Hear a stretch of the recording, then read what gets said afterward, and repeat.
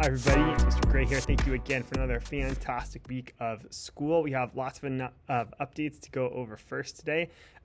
Next week and throughout the next few weeks, we're going to be doing physical fitness testing. All the fifth graders in the state of California do the physical fitness testing. On Tuesday, the kids are going to do the mile run.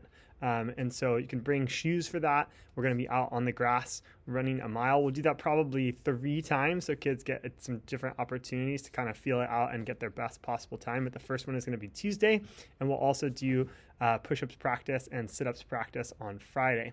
On Thursday next week, we have an on-site field trip coming, which is the Printing Press Museum that got rained out last week.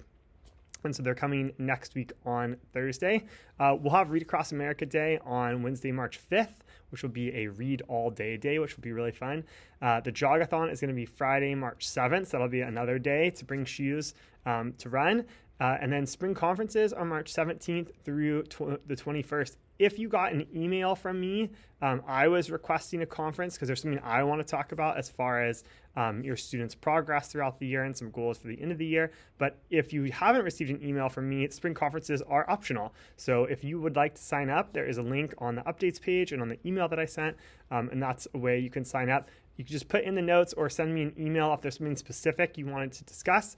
But otherwise, it's just an optional thing to do. And there's a bunch of sign-up dates on the week of March 17th through 21st because that is spring conference week, and we'll get out of school every day at 1:05 that week. It'll be early dismissal every single day.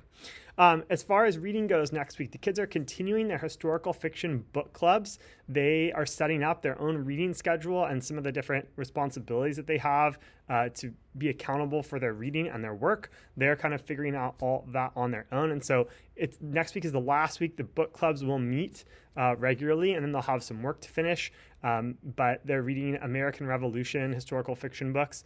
And then after that, we'll kind of change, and they'll have a chance to read a little bit more independently. And so they'll be able to read some of the books they didn't get a chance to as when they're in their book club.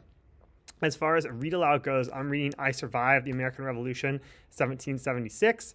Right now, everything's about the American Revolution. We're studying the Declaration of Independence and social studies.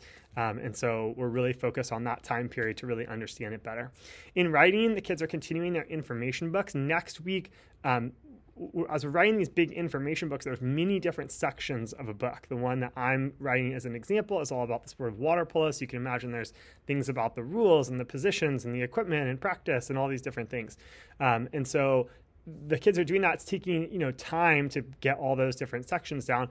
As we're writing those sections, we also want to talk about the different structures the kids can use to make it a little more fun and interesting and different. Information books often have a very different feel than fiction books.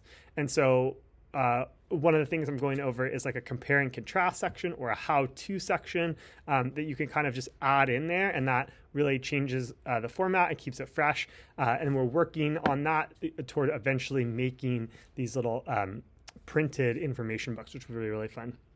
In math, the kids are going to spend the week reviewing CML type problems and taking their 4th of 5 CML tests, and we'll take the last one in a few weeks.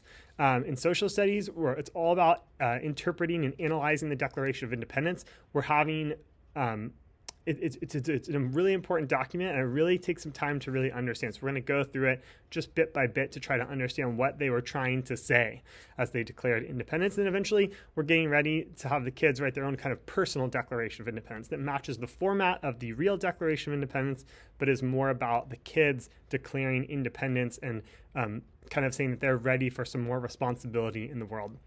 The kids will have Science Lab with Mrs. DeMarco. No language next week. We will see our buddies. The kids started working on Chit Chat number 3, which is all about having to teach something to the class. They're either teaching a topic, or they're showing the class something, or they're doing an interactive presentation.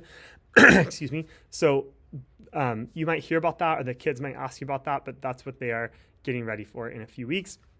And of course, as I said, we're doing physical fitness testing next week and for the next few weeks. So please sign up for a spring conference. It is optional if you want to, and let me know what you want to discuss.